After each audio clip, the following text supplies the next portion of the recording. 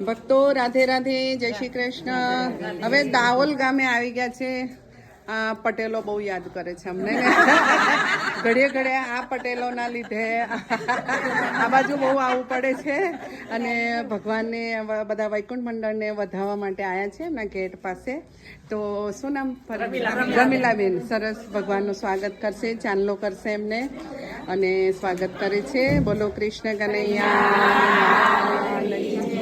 બધાના શુક્રિયા, ધન્યવાદ. આ રીતે અમને ભજનમાં બોલાવતા રહેજો અને સરસ સરસ ભજનો ગાઈશું, સાંભળતા રહેજો ભક્તો. સર્વ ભક્તોને પણ ઝાઝા ઝાઝા જય શ્રી કૃષ્ણ, જય શ્રી કૃષ્ણ. હવે અચ્છા કશો વાંધો નહીં. ચાલો, જય શ્રી કૃષ્ણ, રાધે રાધે.